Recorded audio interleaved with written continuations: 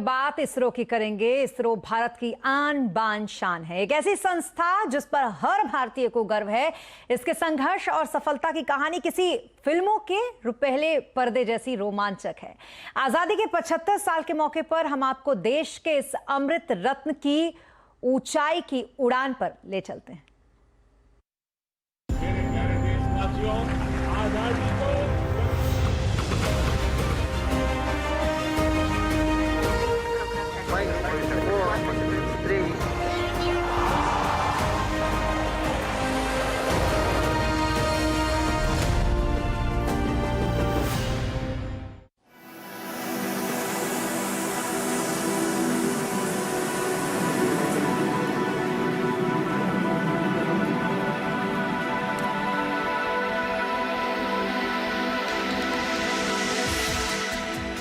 श्रीहरिकोटा के Satish Dhawan space centre में आपका स्वागत है। आजादी का अमृत मंथन इंडिया एट 75 में आज कहानी इसरो की। इसरो यानी इंडियन स्पेस रिसर्च ऑर्गेनाइजेशन, एक ऐसी संस्था जिसने भारत और भारतीयों को गर्व करने का बहुत बड़ा मौका दिया है।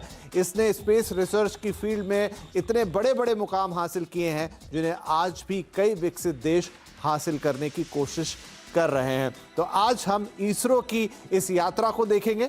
वैसे तो इसरो की इस यात्रा में कई अहम पड़ाव हैं, लेकिन हम उन पड़ावों की चर्चा करेंगे जिसमें इसरो ने अपनी काबिलियत का डंका बजवाया, पूरी दुनिया में अपनी काबिलियत को साबित किया। सन था 1962 जब इनकॉस्पार का गठन हुआ, यानी कि Indian national committee for space research. अध्यक्ष बने विक्रम साराभाई और यहां से शुरू हुई हमारे अंतरिक्ष अनुसंधान की कहानी। 1963 में थुम्बा से हमने अपना पहला साउंडिंग रॉकेट लॉन्च किया, एक बेहद साधारण सा रॉकेट जिसमें महज कुछ टेस्टिंग इंस्ट्रूमेंट ऊपर आसमान तक गए। लेकिन ये एक छोटी शुरुआत थी, लेकिन इसरो के लिए एक बड़ा मुकाम, क्योंकि यहाँ से उसने अपना लॉन्च पैड तैयार कर लिया था। इसके बाद के सालों में इसरो ने एक से बढ़कर एक कमाल किए। हम उस यात्रा में देखेंगे कि 1969 में 15 अगस्त के दिन इसरो की स्थापना कर दी गई, यानी इनकॉस्पार से अब ये बाकायदा इसरो बन चुका था। आज़ादी का दिन था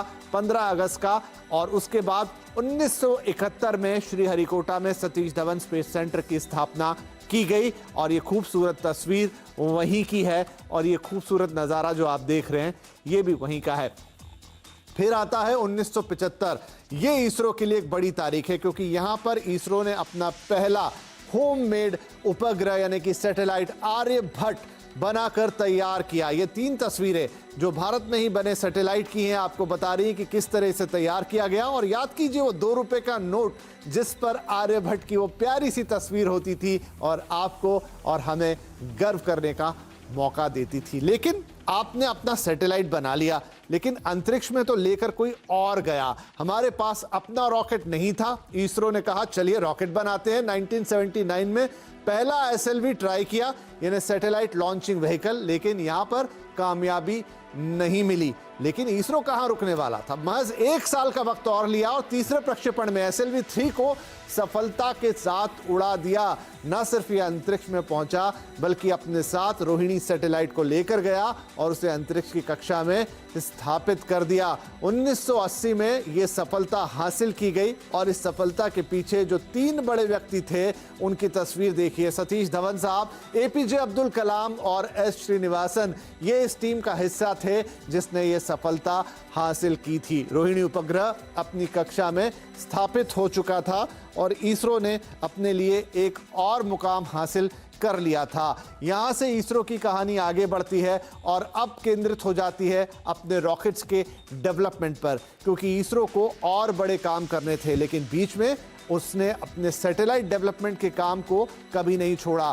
पहला कम्युनिकेशन सैटेलाइट जिसका नाम एप्पल था, 1981 में ये सामने आया। ये तस्वीर थोड़ी रोचक है, जरा ध्यान से देखिए। बैलगाड़ी पर ये सैटेलाइट रखी है। ये मतलब नहीं है कि 81 में हमारे पास कोई दूसरे ट्रक्स या व्हीकल्स नहीं थे, लेकिन इसे एक मैग्नेटिक फ्री एनवायरनमेंट देना था, इसलिए ये बैलगाड़ी के ऊपर सैटेलाइट लेके आगे ले जाया जा रहा है। तो ये तस्वीर इसरो की। और देखिए फिर आता है 1987 और भारत अपना पहला ASLV यानी अब एडवांस सैटेलाइट लॉन्चिंग व्हीकल तैयार कर चुका है और उसका सफल प्रक्षेपण भी उसने कर लिया। एक बड़ा मुकाम था, दुनिया भर में धाक जमी।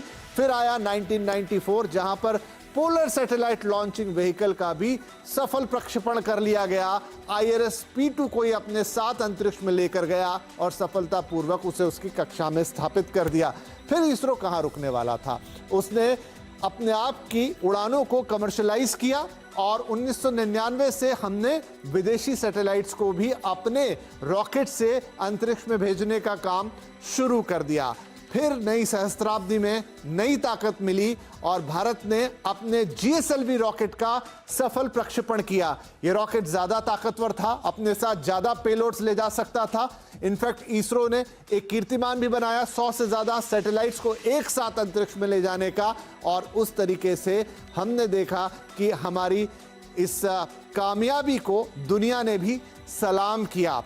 तो ये थी इसरो की अब तक की कहानी, लेकिन असली रोमांच तो अब शुरू होगा। अपनी कुर्सी की पेटी बांध लीजिए, क्योंकि यहां से हम आपको लेकर जाएंगे अंतरिक्ष की यात्रा पर। चंद्रयान में आपको सैर कराएंगे चंद्रमा की, तो लेकर चलेंगे मंगलयान से मंगल ग्रह तक। लेकिन उसके लिए करना होगा थोड़ा सा इंतजार, क्योंकि इसरो की ये यात्रा अभी समाप्त नहीं हुई है।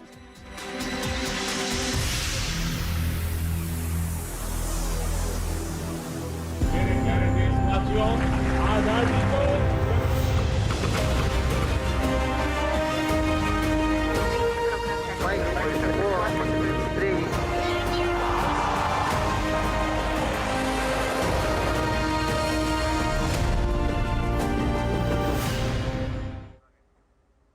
देश आजादी का अमृत महोत्सव मना रहा है। ऐसे में किस तरीके से पिछले 75 सालों में कैसी रही समृद्धि की यात्रा, किस असेट क्लास ने किया माला माल, और इन्वेस्टिंग के लिए क्या है गुरु मंत्र इन्वेस्टमेंट्स के लिए, आज हमारी खास पेशकश में अमृत अड्डा में AC पर करेंगे चर्चा शाम 7:57 पर।